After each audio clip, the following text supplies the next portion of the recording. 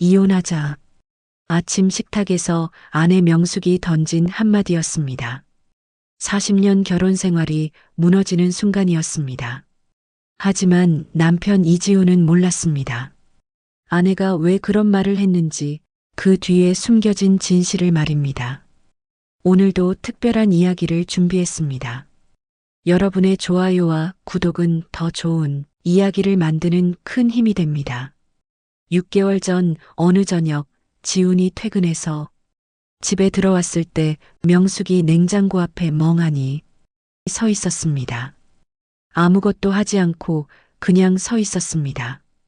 지훈이 부르자 명숙이 깜짝 놀라며 돌아봤습니다.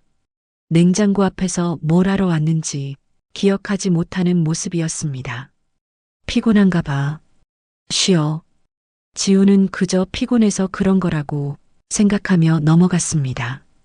며칠 후에는 더 이상한 일이 벌어졌습니다. 명숙이 친구와 약속이 있다며 나갔다가 1시간 만에 돌아왔습니다. 이유를 물으니 무슨 약속인지 기억이 나지 않는다고 했습니다. 핸드폰을 확인하니 친구에게서 언니 왜 안 와? 기다리고 있어라는 문자가 와 있었습니다. 아, 맞다. 깜빡했네. 명숙이 머리를 쥐어뜯으며 다시 나갔습니다. 지훈은 조금 이상하다고 느꼈지만 크게 걱정하지는 않았습니다. 일주일 후 더 심각한 일이 벌어졌습니다. 지훈이 퇴근하자 집안에 연기가 가득했습니다. 부엌으로 달려가니 냄비에서 연기가 피어오르고 명숙은 거실 소파에 앉아 TV를 보고 있었습니다. 가습을 켜놨어. 지훈이 급히 불을 끄고 환기를 시켰습니다. 명숙은 놀란 표정으로 일어나며 깜빡했다고 사과했습니다. 요즘 왜 이래? 병원 가봐야 하는 거 아니야? 괜찮아. 그냥 요즘 정신이 없어서 그래. 명숙은 손사래를 쳤지만 사실 명숙은 알고 있었습니다. 이게 단순한 건망증이 아니라는 것을 말입니다. 그날 밤 명숙은 잠을 이룰 수가 없었습니다. 자꾸 깜빡하는 자신이 무서웠습니다. 이름이 생각나지 않을 때가 있었고 길을 걷다가 여기가 어딘지 헷갈릴 때도 있었습니다. 명숙은 핸드폰으로 건망증을 검색했습니다. 알츠하이머, 치매, 그 단어들이 눈에 들어왔습니다. 명숙의 가슴이 두근거렸습니다. 다음 날 아침 명숙은 남편에게 말하지 않고 혼자 병원에 가기로 결심했습니다. 지훈이 출근하고 나서 명숙은 근처 대학병원 신경과에 전화를 걸었습니다. 건망증이 심해서 진료받고 싶은데요. 당일 예약이 가능했습니다. 명숙은 혼자 병원에 갔습니다. 진료실에 들어가니 젊은 여의사가 앉아 건망증이 언제부터 시작되었는지 물었습니다.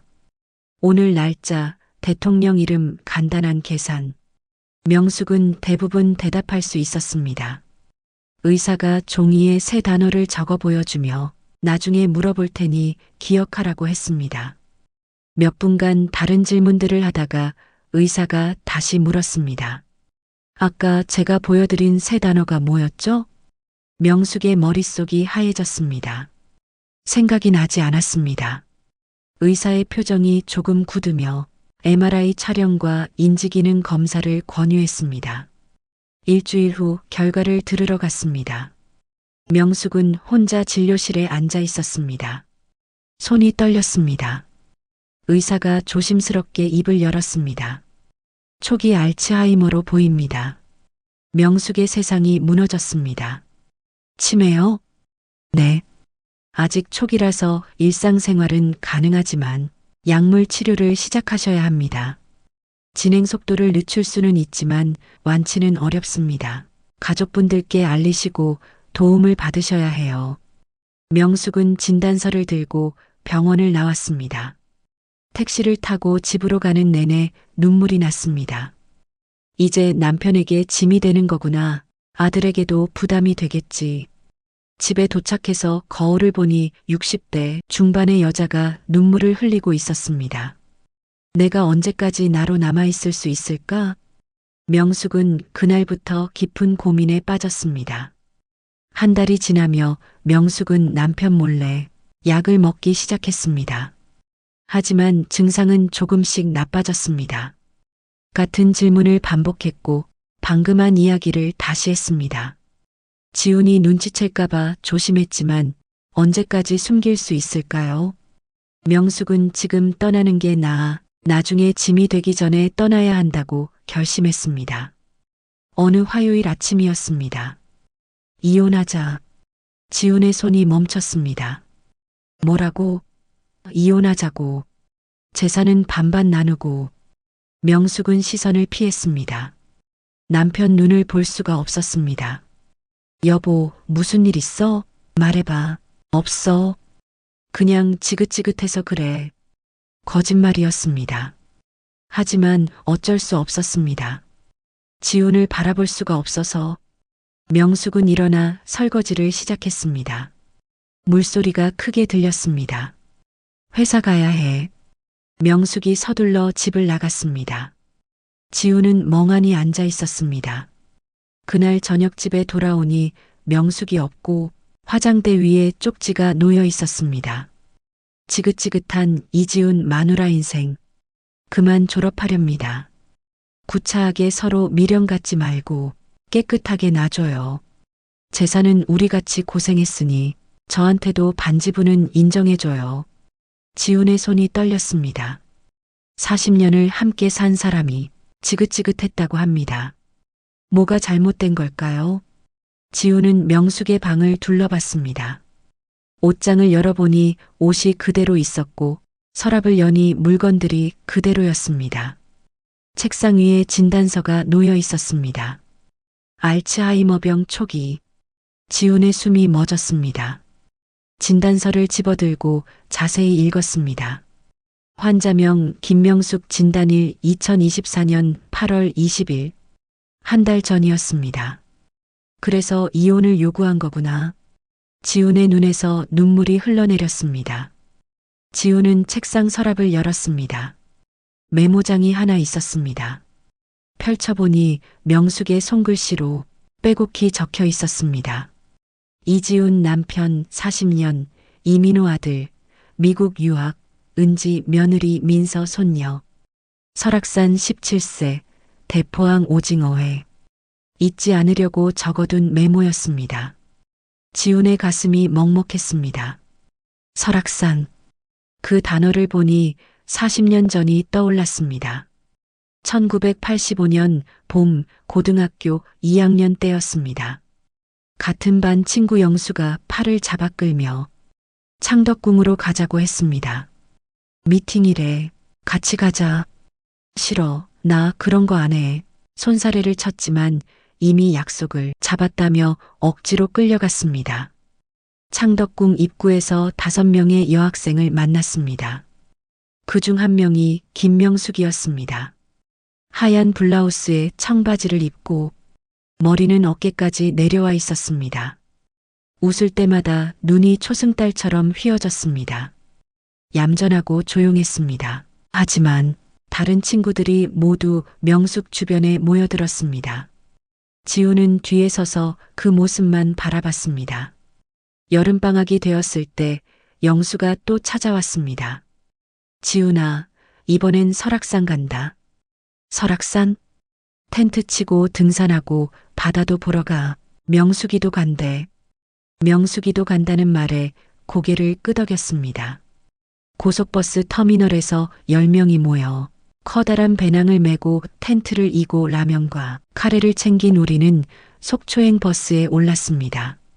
속초 대포항에 먼저 들렀습니다. 바다가 보였습니다. 파도 소리가 크게 들렸고 갈매기들이 날아다녔습니다. 야, 저기 횟집 있다. 영수가 파란 천막 아래 좁은 테이블이 몇 개 놓인 길거리 노점 횟집을 가리켰습니다. 오징어회 주세요. 아저씨가 살아있는 오징어를 꺼내 순식간에 썰기 시작했습니다. 하얀 오징어 살이 접시에 담겼습니다. 와, 싱싱하다. 명숙이 눈을 반짝이며 처음 먹어보는 오징어회를 입에 넣었습니다. 초고추장에 찍어 먹으니 쫄깃하고 달콤했습니다. 맛있다. 명숙이 웃었습니다. 그 미소가 지금도 생생합니다. 바닷바람이 불어왔습니다. 갈매기 소리가 들렸습니다. 친구들과 둘러앉아 오징어회를 먹던 그 순간이 정말 행복했습니다. 다음 날 설악산에 올랐습니다. 배낭이 무겁고 땀이 비오듯 흘렀지만 명숙이 힘들어하는 모습을 보고 배낭을 들어주겠다고 용기 내어 말했습니다. 고마워요. 명숙이 웃었습니다. 얼굴이 붉어지는 게 느껴졌지만 고개를 돌렸습니다. 양폭폭포 근처에 텐트를 치고 밤이 되자 모닥불을 피우고 둘러앉아 노래를 불렀습니다. 하늘을 올려다봤을 때 숨이 멎었습니다. 별빛이 쏟아지고 은하수가 흐르고 있었습니다. 지훈아, 별 좀 봐. 명숙이 저를 불렀습니다. 둘이 나란히 누워 하늘을 봤습니다. 예쁘다. 응, 정말 예쁘다. 그날 밤이 지훈의 인생에서 가장 행복한 순간이었습니다. 지훈은 메모장을 덮었습니다. 명숙도 기억하고 있었구나. 그 여름을. 지훈은 전화를 걸었습니다. 여보세요, 처제, 나야. 집사람 거기 있어? 다음 날 지훈은 처제 집으로 갔습니다. 아내는 빨갛게 부은 눈으로 거실 소파에 앉아 있었습니다. 고개를 들자 지훈이 조심스럽게 진단서를 봤다고 말하자 명숙의 얼굴이 굳었습니다. 자신이 짐이 될 순 없다고 털어놓았습니다. 점점 나빠질 거고 나중엔 남편도 못 알아볼지 모른다고 했습니다. 울먹이는 명숙을 지훈이 꼭 안아주었습니다. 괜찮아. 내가 끝까지 곁에 있을게. 미안해. 정말 미안해. 명숙이 지훈의 품에서 울었습니다. 지훈은 명숙을 다시 집으로 데려와 자식들을 불렀습니다. 아들 민호와 며느리 은지가 왔습니다. 엄마가 알츠하이머래. 지훈은 어머니의 진단서를 보여줬습니다. 초기 알츠하이머라는 말에 민호의 얼굴이 굳었습니다. 네, 치매요? 며느리 은지가 놀라 손으로 입을 막았습니다. 초기래. 아직은 괜찮은데 약 먹으면서 지켜봐야 한대. 어머, 어떡해. 지훈은 자신이 직접 돌보겠다고 말했습니다. 아버지, 혹시 요양보호사 구하실 거예요? 아니, 내가 돌볼 거야. 하지만 아버지도 일하시잖아요. 민호가 걱정스러운 표정을 지었습니다. 회사 그만둘까봐? 네, 퇴직을요? 하지만 아버지 정년까지 2년 남았잖아요. 괜찮아. 조기 퇴직하면 돼. 엄마를 누가 돌봐? 내가 해야지. 처음 몇 주는 괜찮았습니다. 명숙의 상태가 크게 나빠지지 않았습니다. 약을 먹으며 일상생활을 했습니다. 민호와 은지가 자주 방문했습니다. 손녀 민서도 데려왔습니다. 할머니, 괜찮으세요? 응, 괜찮아. 우리 민서 예쁘네. 명숙이 손녀를 안으며 웃었습니다. 하지만 2달이 지나자 변화가 보이기 시작했습니다. 6개월이 지났을 때 명숙의 증상이 조금씩 악화됐습니다. 같은 이야기를 하루에 3~4번씩 반복했고 방금 먹은 밥을 또 먹겠다고 했습니다. 지훈은 회사 일에 집중할 수가 없었습니다. 명숙을 혼자 두고 나가는 게 불안했습니다. 어느 날 회사에 있는데 명숙에게서 전화가 왔습니다. 여보, 나 어디야? 집이잖아. 집이 어딘데? 지훈의 가슴이 철렁했습니다. 주소 알려줄게. 거기서 기다려. 급히 퇴근해서 집으로 가니 명숙이 현관문 앞에 서서 집을 못 찾았다며 울먹이고 있었습니다. 괜찮아. 이제 왔어. 지훈은 그날로 사표를 냈습니다. 본부장님 죄송합니다. 집안 사정이 생겨서. 알겠네. 힘내게. 35년 다닌 회사를 정년 2년 전에 그만두고 퇴직금을 받아 통장에 넣었습니다. 이제부터는 명숙만 봐야 했습니다. 처음에는 힘들지 않았습니다. 명숙과 함께 산책도 하고 시장도 갔습니다. 하지만 시간이 갈수록 힘들어졌습니다. 명숙이 밤에 잠을 자지 않고 한밤중에 일어나 옷을 입고 나가려고 했습니다. 어디가? 학교 가야 해. 고등학교. 지각하면 안 돼. 명숙이 가방을 메고 있었습니다. 지금 밤이야. 학교 갈 시간 아니야. 밤? 새벽인데? 명숙이 창밖을 보며 당황해했습니다. 밖이 깜깜하네. 지우는 명숙을 침대로 데려가 다시 재웠지만 1시간 후 다시 일어나 잠을 잘 수가 없었습니다. 밤마다 명숙을 지켜봐야 했고, 낮에는 명숙과 함께 있어야 했고, 친구들을 만날 수도 없었습니다. 혼자 나갈 수도 없었습니다. 명숙을 혼자 둘 수가 없었으니까요. 어느 날 명숙이 식사를 거부했습니다. 여보, 밥 먹어야지. 싫어요. 배 안 고파요. 아침부터 아무것도 안 먹었잖아. 아까 먹었어요. 명숙이 고개를 저었습니다. 지우는 숟가락을 들어 명숙의 입에 가져다 댔습니다. 한 숟가락만. 싫어요. 명숙이 숟가락을 쳐내며 밥이 바닥에 쏟아졌습니다. 지우는 무릎을 꿇고 바닥을 닦았습니다. 그날 밤 명숙은 거의 먹지 않았습니다. 1년이 지났을 때 지우는 체중이 10kg 넘게 빠지고 머리도 많이 새어 있었습니다. 명숙의 상태는 더 나빠졌습니다. 어떤 날은 지훈을 알아봤습니다. 여보, 밥 먹어야지. 응, 고마워. 명숙이 정상적으로 대답했습니다. 하지만 저녁이 되면 낯선 사람처럼 대했습니다. 당신 누구세요? 남편? 제가 결혼했나요? 다음 날 아침에는 또 알아보기도 했습니다. 아저씨 어제도 오셨죠? 명숙이 웃으며 어제 저녁 일은 기억 못하지만 낯은 익은 것 같다는 표정을 지었습니다. 명숙의 상태는 계속 왔다 갔다 했습니다. 경제적으로도 힘들어졌습니다. 퇴직금은 점점 줄어들었고 명숙의 약값도 만만치 않았습니다. 병원비, 생활비로 한 달에 300만 원 가까이 나갔습니다. 민호와 은지가 생활비를 보태줬습니다. 처음 몇 달은 매주 왔지만 점점 횟수가 줄어들어 한 달에 한 번, 2달에 한 번으로 바뀌었습니다. 어느 날 민호가 전화를 걸어왔습니다. 아버지, 이번 달 생활비는 조금 늦어질 것 같아요. 괜찮아. 천천히 줘도 돼. 죄송해요. 요즘 회사 사정이 안 좋아서. 민호의 목소리가 무거웠습니다. 알았어. 걱정하지 마. 전화를 끊고 지우는 한숨을 쉬었습니다. 사실 민호는 대기업에서 높은 연봉을 받고 있었습니다. 부모님이 평생 모은 돈으로 미국 유학을 보냈고 민호는 이제 잘 나가는 직장인이었습니다. 하지만 자신의 생활이 더 중요했던 것입니다. 저축해둔 돈을 꺼내 쓸 수밖에 없었습니다. 친구들에게서도 연락이 뜸해졌습니다. 지훈아, 오랜만에 한잔하자. 미안해. 명숙이 혼자 못 떠서. 그럼 다음에. 다음은 없었습니다. 사람들은 점점 지훈을 잊어갔습니다. 집에 갇혀 명숙만 돌보는 하루하루가 길었습니다. 언제까지 이렇게 살아야 할까? 그런 생각이 들 때도 있었습니다. 하지만 포기할 수 없었습니다. 명숙은 40년을 함께 산 사람이었으니까요.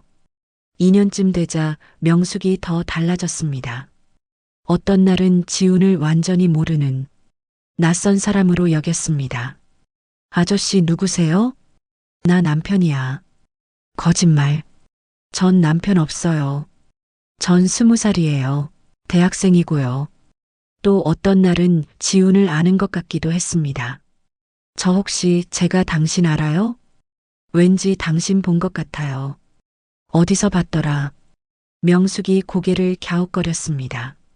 지훈은 매일 아침 문을 열 때마다 오늘은 어떨까 두근거렸습니다.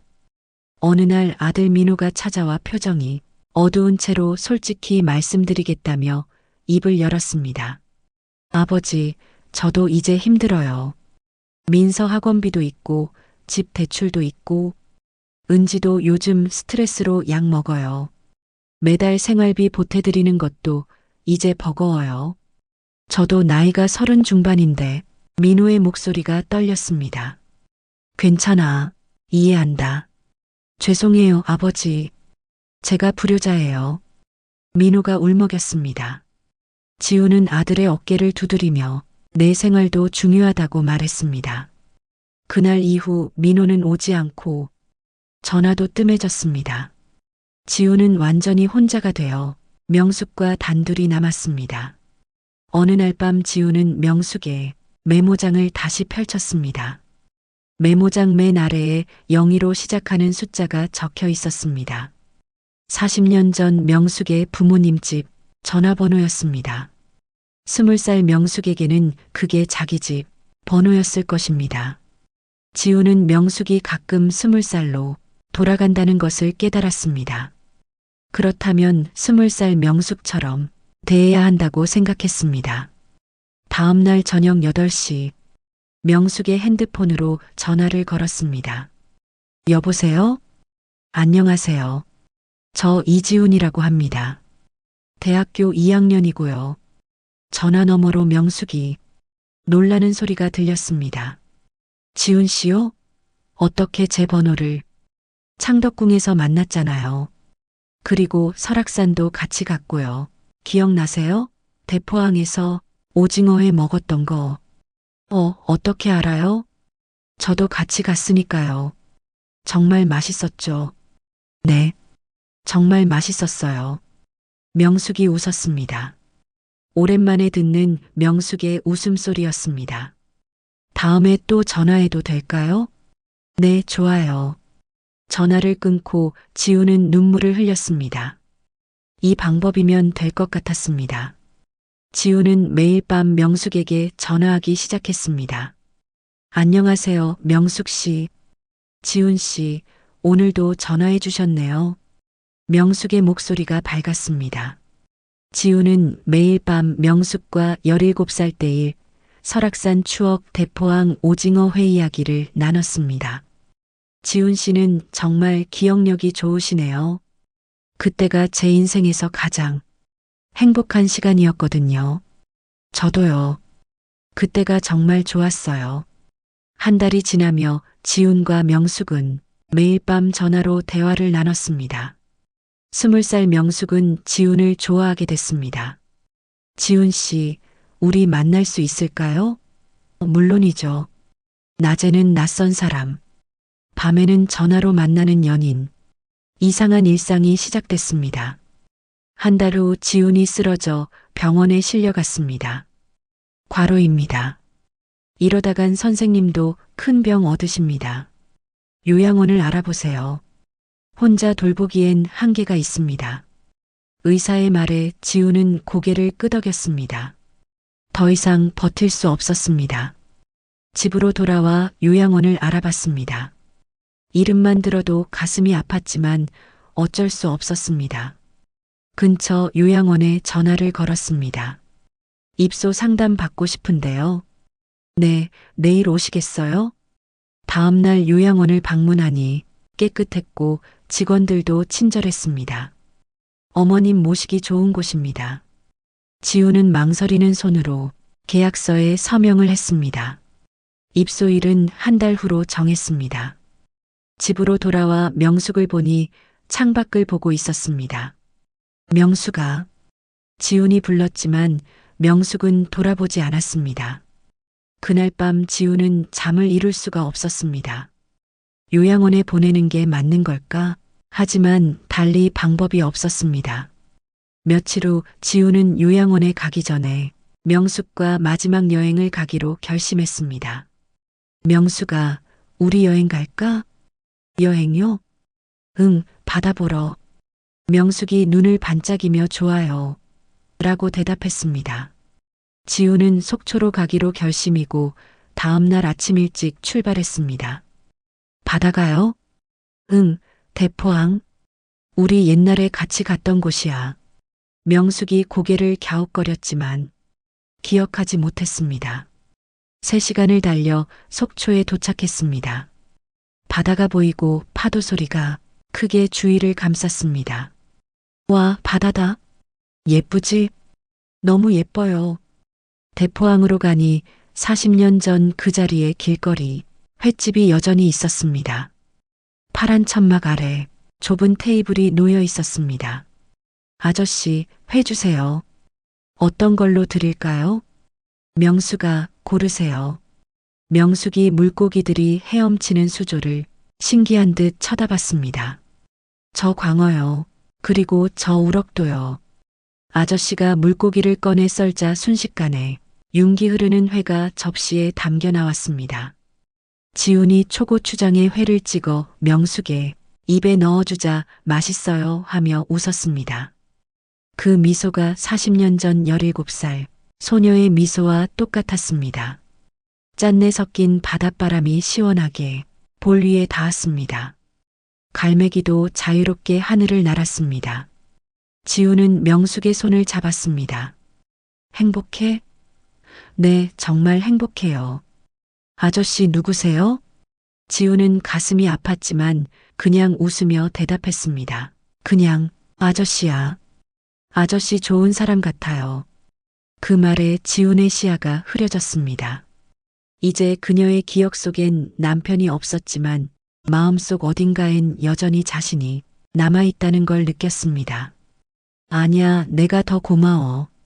회를 먹고 손을 잡고 천천히 바닷가를 걸었습니다.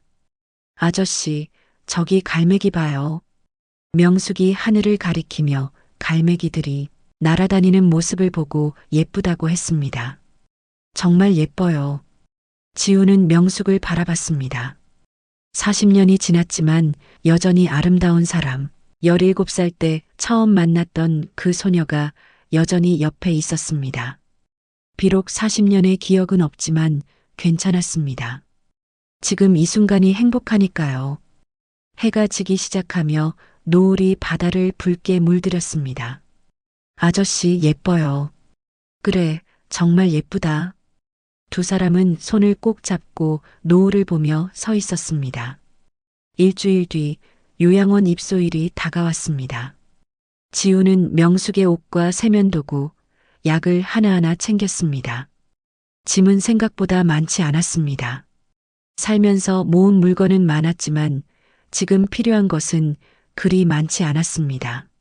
명숙아, 우리 나가자. 그 말에 명숙은 고개를 갸웃하며 물었습니다. 어디 가요? 좋은 곳이에요. 햇살이 잘 드는 곳이야. 차가 움직이는 동안 명숙은 창밖을 바라보며 연신 감탄했습니다. 나무, 간판, 지나가는 사람들까지 모두 신기한 듯 바라보았습니다. 지우는 운전대 위로 떨어지는 눈물을 닦았습니다. 그녀가 세상과 점점 멀어지고 있었지만 그는 아직 그 세상 안에 머물러 있었습니다. 요양원에 도착하자 원장이 직접 나와 맞이했습니다. 직원이 명숙을 방으로 안내했습니다. 창문 밖으로는 정원이 보였고 하얀 커튼이 부드럽게 흔들리고 있었습니다. 여기 참 좋네요. 명숙이 웃었습니다. 지우는 짐을 풀고 옷을 옷장에 정리했습니다. 그의 손끝이 마지막 단추를 잡을 때 무언가 마음속에서 뚝 하고 끊어지는 소리가 들렸습니다. 명숙아, 나 이제 갈게. 네, 안녕히 가세요. 명숙이 손을 흔들었습니다. 지우는 그 모습을 오래 바라보다가 밖으로 나왔습니다. 주차장 차 안에 앉은 그는 하염없이 울었습니다. 17살 설악산 별빛 차례에서 손잡던 그 예쁜 소녀를 이제 완전히 보내야 한다는 걸 깨달았기 때문입니다. 집에 돌아오니 공기가 비어 있었습니다. 그녀가 차려놓던 식탁, 웃음소리, 약 냄새, 모든 것이 사라진 자리엔 낡은 의자 하나만이 덩그러니 남아 있었습니다. 다음 날 아침, 지우는 다시 요양원으로 향했습니다. 매일 가야겠다. 그는 마음속으로 다짐했습니다. 요양원 정원에는 명숙이 산책을 하고 있었습니다. 명숙아, 누구세요? 그냥 친구예요. 아, 안녕하세요. 명숙이 환하게 웃었습니다. 그날 이후 지우는 하루도 빠짐없이 요양원으로 향했습니다. 아침마다 함께 산책하고 점심을 함께 먹었습니다. 명숙은 매일 그를 처음 보는 사람처럼 대했지만 지우는 괜찮았습니다. 그녀 곁에 있을 수 있다는 것만으로도 충분했으니까요. 한 달이 지난 뒤 지우는 요양원 근처로 이사를 했습니다. 도보로 10분 거리의 작은 원룸이었습니다. 방은 좁았지만 마음은 오히려 넓어졌습니다. 아저씨, 자주 오시네요. 네, 나 여기 근처 살아요. 그래요? 좋은 분이시네요. 명숙 씨도 좋은 분이에요. 제 이름 어떻게 아세요? 그냥 알아요. 지훈이 미소 지었습니다. 그 순간 바람이 정원 나뭇잎 사이로 스쳤습니다. 지훈은 느꼈습니다. 사랑은 기억이 아니라 마음에 남는다는 것을. 2년의 시간이 흘렀습니다. 지훈은 명숙을 돌보며 직장도 친구도 건강도 잃었습니다. 하지만 단 한 번도 후회하지 않았습니다. 명숙이 그를 잊어도 괜찮았습니다. 지훈이 그녀를 기억하고 있으니까요. 그가 기억하는 건 오래된 일들이었습니다. 17 설악산의 별빛, 속초 대포항의 오징어회, 장마철 좁은 방에서 함께 듣던 라디오 소리. 그 모든 순간이 오늘의 그를 지탱해 주었습니다. 오늘도 지우는 요양원으로 갑니다. 문을 열고 들어서면 명숙이 늘 그 자리에 있습니다. 안녕하세요, 아저씨. 명숙이 밝게 인사합니다. 안녕하세요, 명숙 씨. 지훈도 미소를 지으며 손을 잡습니다. 둘은 천천히 정원을 걷습니다. 햇살이 잎사귀 사이로 쏟아지고 바람이 머리카락을 스칩니다. 사랑은 결국 기억보다 강했습니다. 끝까지 함께 해주셔서 감사합니다. 구독과 좋아요는 채널 성장에 큰 힘이 됩니다. 다음 이야기에서 또 뵙겠습니다.